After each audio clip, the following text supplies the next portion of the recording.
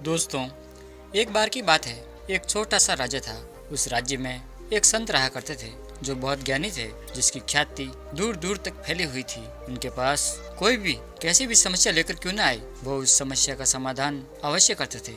जब भी वह किसी की समस्या सुनते तो उसमें लीन हो जाते थे और उसके बाद कुछ देर के लिए वो आंखें बंद करते और उस समस्या के बारे में अच्छे से सोच विचार करते और उसके बाद उसका समाधान देते। जब भी कोई व्यक्ति उनके पास अपनी समस्या लेकर जाता तो उसकी समस्या को बड़े ही ध्यान से सुनते, समझते, अपनी आंखें बंद करते और उस पर सोच विचार करने के बाद वो उसका समाधान दिया करते। ऐसे में कोई भी व्यक्ति केवल एक ही बात सोचता था, शायद इन साधु के पास कोई ऐसी चमत्कारिक शक्तियाँ है जिससे ये स्थान पूछते हैं और उसके बाद हमें वो समाधान बताते हैं। एक बार एक युवक ने उन महाराज से ये पूछ भी लिया, हे महाराज, क्या आपके पास ऐसी कोई चमत्कारिक शक्तियाँ है जिसके कारण आप हमारी समस्याओं का समाधान करते हैं, या आपके पास ऐसी कोई दिव्य दृष्टि है जिससे आप हमारी समस्याओं का समाधान खोज पाते हैं। उस युवक की बात सुनकर वो साधु जोर जोर से हंसने लगे, लेकिन उन्होंने उस युवक की बात का कोई जवाब नहीं दिया। उसके कुछ ही दिनों बाद उस राज्य में कुछ अजीब सी बड़ी ही घटना घटी। उस राज्य में एक बुढ़िया औरत रहा करती थी जो अपने पूरे घर में अकेले ही रहती थी। उसका कोई न था। उस राज्य से होकर 4 मित्र अपने घर की ओर जा रहे थे। वे लोग दूसरे नगर में काम करके पैसा इकट्ठा करके अपने गांव की ओर जा रहे थे। यह बात बहुत पुराने जमाने की है, जब यातायात के साधन न हुआ करते थे, इसलिए वे लोग पैदल ही यात्रा किया करते थे। किसी कारण वे चारों मित्र अपने अपने धन को इकट्ठा करके अपने गांव की ओर प्रस्थान कर रहे थे। उन चारों ने अपना अपना धन एक छोटी सी पोटली में रखा था और उसी पोटली में उन सब की सारी कमाई थी। तभी उन चारों मित्रों में से एक मित्र कहता है, मित्रों, इस तरह से हम अपना धन अलग अलग रखेंगे तो इससे हमारा धन चोरी हो सकता है। क्यों न हम अपना सारा धन एक ही पोटली में रख दें, जिससे हम सब इस पर ध्यान भी दे सकेंगे और हमारा धन सुरक्षित भी हो जाएगा। और जब हम अपने गांव पहुंच जाएंगे तो हम वहां पर अपना अपना हिस्सा इसमें से ले लेंगे। उन तीनों मित्रों ने उस युवक की बात मान ली और वे सभी मिलकर अपना धन एक ही पोटली में रख देते हैं और वे सभी मिलकर अपने गांव की ओर आगे बढ़ते हैं। चलते चलते काफी समय बीत चुका था और अब रात्रि होने वाली थी। तभी आगे चलकर रास्ते में उन्हें एक घर दिखाई दिया जहां पर एक बूढ़ी औरत रहा करती थी। रात्रि का समय भी हो चुका था और उन चारों मित्रों को रात रुकने के लिए कोई न कोई जगह, कोई न कोई आवश्यकता भी थी। ऐसे में उन चारों ने मिलकर एक योजना बनाई कि वे लोग आज इसी घर में ठहरेंगे। इसलिए वे चारों लोग उस घर की ओर आगे बढ़ते हैं। उस घर का दरवाजा खटखटाते हैं। तभी सामने से एक बूढ़ी औरत दरवाजा खोलती है और उन चारों मित्रों में से एक मित्र हाथ जोड़कर उस बूढ़ी औरत से कहता है, माता जी, हम अपने गांव की ओर जा रहे थे, लेकिन यहाँ रास्ते में ही रात हो गई और हम अब इतनी रात में सफर नहीं कर सकते। इसलिए हमारी आपसे विनती है, हम आपके यहाँ एक रात रुकना चाहते हैं। कल सुबह होते ही हम यहाँ से चले जाएंगे। उस बूढ़ी औरत ने काफी देर सोच विचार किया और उसके बाद वो बूढ़ी औरत कहती है, ठीक है, तुम सभी आज रात के लिए यहाँ पर रुक सकते हो, मुझे कोई दिक्कत नहीं। मैं खाना बनाने जा रही हूँ, कहो तो तुम लोगों के लिए भी बना दूँ। उन चारों ने सहमति जताते हुए कहा, हाँ बिल्कुल। उसके बाद उन चारों मित्रों ने वह धन की पोटली उस बूढ़ी औरत को थमा दी और कहा, माता जी, इस पोटली में हमारे साल भर की कमाई है। हम चारों ने अब तक का हमारा सारा कमाया हुआ धन इसी पोटली में रखा है और अब हम इसे आपको सौंपते हैं, क्योंकि यह हम चारों से ज्यादा आपके पास सुरक्षित होगा। हम बस इतना चाहते हैं कि यदि हम चारों में से कोई एक व्यक्ति इसे लेना आए तो आप इस पोटली को उसे मत देना जब तक कि हम चारों एक साथ इस पोटली को लेने नहीं आए। तभी वो बूढ़ी औरत कहती है, ठीक है बेटा, यदि तुम चारों एक साथ आओगे तभी मैं इस पोटली को आपको सौंपूंगी। और वैसे भी आप लोग तो सुबह यहाँ से चले जाने वाले हैं, मैं आपको सुबह ही ये पोटली थमा दूंगी। वह धन की पोटली उस बूढ़ी औरत को थमाकर वे चारों मित्र निश्चित हो जाते हैं कि आपका धन सुरक्षित है और वे लोग खाना खाकर सो जाते हैं। अगली सुबह जब वे चारों उठते हैं तो वे सभी लोग अपने आगे की यात्रा के लिए तैयारियां शुरू कर देते हैं। तभी उन चारों नौजवानों में से एक नौजवान थोड़ा सा बदमाश था। वह अपने उन तीनों मित्रों से कहता है, भाइयों, इस बूढ़ी औरत ने हमारी रात भर खातिरदारी की, हमें अच्छा भोजन खिलाया, सोने के लिए अच्छी जगह दी, रात भर यहाँ चार छुपाने के लिए एक अच्छा मकान दिया, और हमने अब तक उसके लिए कुछ नहीं किया। वह बूढ़ी औरत अकेले ही खेतों में काम कर रही है। क्या हम सभी यहाँ से जाने से पहले इस बूढ़ी औरत की मदद नहीं कर सकते? उस बदमाश नौजवान ने मन ही मन ये योजना बना ली थी कि वो किसी तरह से भी उस बुढ़िया से वो पोटली हासिल करके ही रहेगा।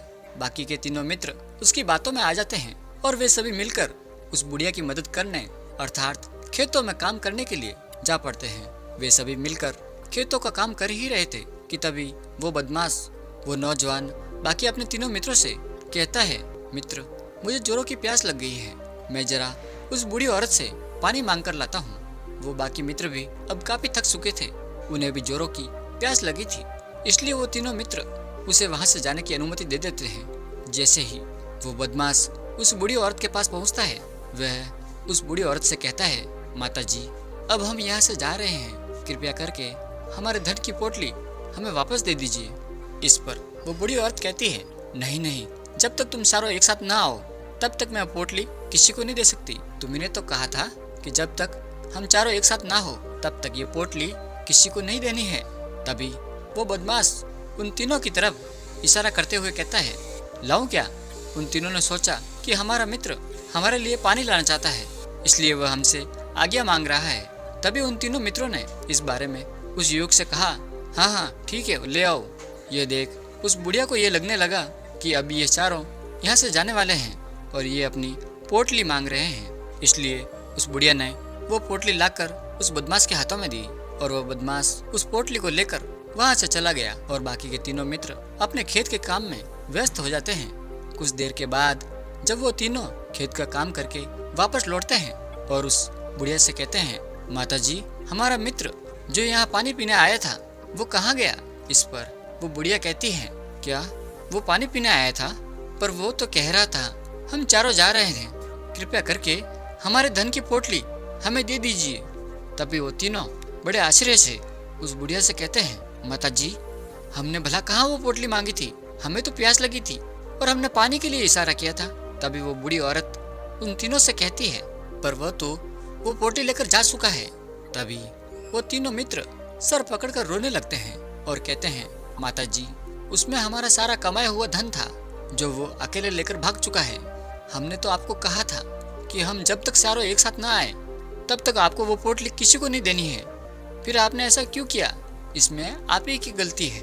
हमने आपको उस पोटली की हिफाजत के लिए रखा था और आपने उसे एक ऐसे आदमी के हाथों में दे दिया जिसने हमारा सारा धन हमसे लूट लिया। हम बर्दाश्त नहीं करेंगे, हम राजा के पास जाएंगे और राजा से आपकी शिकायत करेंगे, न्याय की मांग करेंगे।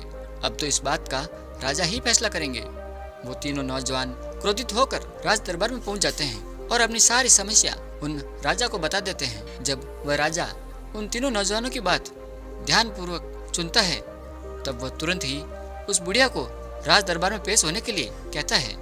राजा के आदेश पर राजा के सैनिक तुरंत ही उस बूढ़ी औरत को राज दरबार में पेश करते हैं और राजा भरी दरबार उस बूढ़ी औरत को दोषी करार कर देता है और कहता है, तुम्हें वो पोटली उस अकेले व्यक्ति को नहीं देनी चाहिए थी। जब इन्होंने तुमसे कहा था कि जब तक वो चारों एक साथ उस पोटली को लेने न आए तब तक तुम्हें वो धन किसी को नहीं देना चाहिए था। इसमें तुम्हारी गलती है। अब तुम्हें ही इसका हर्जाना भरना होगा, तुम्हें इनका धन लौटाना होगा। राजा का यह आदेश सुनकर बूढ़ी औरत फूट फूट कर रोने लगती है और राजा से मदद की गुहार लगाती है और कहती है, हे राजन, मैं तो एक बूढ़ी सी औरत हूँ और मेरे पास इतना धन नहीं है और ना ही मेरे घर में कोई ऐसा है जो धन कमाता हो। मेरे पास इतना धन नहीं है कि मैं इतना धन लौटा सकूं। मैं तो अकेली हूँ, बेसहारा हूँ, कृपा करके मुझ पर रहम करें। लेकिन वह राजा उस बूढ़ी औरत की एक नहीं सुनता। वह बूढ़ी औरत रोते हुए अपने घर की ओर जा रही थी। यह सोच रही थी कि मैं आखिर इतना धन कहाँ से लाऊंगी, कैसे मैं उन लोगों का ये धन उन्हें लौटाऊंगी। मेरे पास इतना धन नहीं है, मैं क्या करूं, कैसे करूं, कहाँ से लाऊं इतना धन। यदि मैंने उनका धन नहीं लौटाया तो मुझे राजा मार डालेगा। वैसे भी मेरी ही गलती है। जब उन चारों ने मिलकर मुझसे कहा था कि हम जब तक चारों एक साथ न आए तब तक वो पोटली किसी को नहीं थमानी है, फिर भी मैंने वो एक पोटली उस एक को थमा दी। इसमें गलती तो मेरी ही है। वह रोते रोते ये सारी बात को सोचते हुए अपने घर की ओर जा रही थी। तभी रास्ते में उस बूढ़ी औरत को वही संत मिले जो उस नगर में किसी भी समस्या का समाधान बड़े ही सरलता और सहजता से करते थे। उन्होंने उस बूढ़ी औरत से कहा, क्या बात है बेटी, क्यों रो रही हो? इस पर वो बूढ़ी औरत उस संत को सब कुछ सच सच बता देती है और कहती है, हे महाराज, इसमें गलती तो मेरी ही है। उन चारों ने तो पहले ही कहा था कि वे जब तक चारों एक साथ न आए तब तक वो पोटली मुझे किसी को नहीं देनी, लेकिन मेरी हिम्मत मारी गई थी, इसलिए वो पोटली केवल एक ही व्यक्ति को थमा दी और वह उनका सारा धन लेकर वहाँ से भाग गया। लेकिन अब मुझे ये समझ नहीं आ रहा कि वो मैं सारा धन कहाँ से लाऊं, कैसे जुटाऊं? मेरे पास इतना धन नहीं है और राजा ने तो आदेश भी दिया है कि मुझे उनका धन लौटाना ही पड़ेगा, लेकिन मैं ये समझ नहीं पा रही हूँ कि मैं इतना सारा धन कहाँ से लाऊंगी। तभी वह संत उस बूढ़ी औरत से कहते हैं, शांत हो जाओ, मैं कोई न कोई रास्ता जरूर निकाल दूंगा। इतना कहकर वह संत वहीं पर बैठ जाते हैं, ध्यान करने लगते हैं। कुछ देर के लिए आंखें बंद कर वो सोचते हैं, विचार करते हैं। मौन रहकर वो समस्या का समाधान निकालते हैं और उसके बाद वो उस बूढ़ी औरत से कहते हैं, बेटी, राजा ने जो फैसला किया है वो बिल्कुल गलत है। आपने जो किया इसमें आपकी कोई गलती नहीं है, राजा का फैसला गलत है। उस संत के इतना कहने पर वो बूढ़ी औरत चुप हो गई और ये सोचने लगी कि आखिर राजा का फैसला कैसे गलत हो सकता है। राजा तो सभी के लिए न्याय ही करते हैं और वो कभी किसी का बुरा नहीं करते। फिर आखिर आज राजा का फैसला कैसे गलत हो गया? और वो संत और उस बुढ़िया की बातें आसपास के खड़े लोग सभी लोग सुन रहे थे और वे लोग भी बड़े अचरज में थे कि आखिर राजा का फैसला कैसे गलत हो सकता है। राजा ने तो बिल्कुल सही फैसला लिया है, इस बूढ़ी औरत ने ही गलती की है। उन चारों का धन केवल एक ही को थमा दिया, ऐसे में इस बुढ़िया को उनका धन तो लौटाना ही चाहिए। राजा ने गलत फैसला कहाँ किया है? तभी वो संत उस बूढ़ी औरत से कहते हैं, जाओ और राज दरबार में कह दो कि हे राजन, आपका फैसला गलत है और सही क्या है, गलत क्या है, इसका फैसला मैं करूँगा। पहले तो वो बूढ़ी औरत इतनी हिम्मत ही नहीं जुटा पा रही थी कि वो राज दरबार में जाकर भरे राज दरबार राजा को ये कह सके कि राजन, आपका फैसला गलत है। लेकिन जैसे तैसे उसने हिम्मत जुटाई और वो वापस राज दरबार लौटी। उसने डरते हुए भरे राज दरबार राजा से बड़ी थर्राती आवाज में कहा कि हे राजन, आपने जो फैसला किया है वो फैसला गलत है। इतना कहकर उसने राजा को सारी बातें सच सच बता दी। उस बूढ़ी औरत की बात सुनकर राजा बहुत क्रोधित हुआ। राजा ने उस बूढ़ी औरत से कहा, कौन है वो संत जिसने मेरे फैसले को गलत बताया है? क्या उन्हें नहीं लगता कि मैंने सही निर्णय लिया है? मैं हर रोज कई निर्णय लेता हूँ, कई फैसले करता हूँ, लेकिन आज तक मुझे किसी ने कभी ये नहीं कहा कि मेरा फैसला गलत है। यदि उन संत ने मुझे सही फैसला नहीं सुनाया, उन्हें फांसी की सजा दे दूंगा। ये बात पूरे नगर में फैल गई। सभी लोग ये जानने के लिए हैरान थे कि वो साधु ऐसा कौन सा फैसला सुनाने वाला है जो राजा से भी उचित होगा, जिसमें सबके लिए न्याय होगा।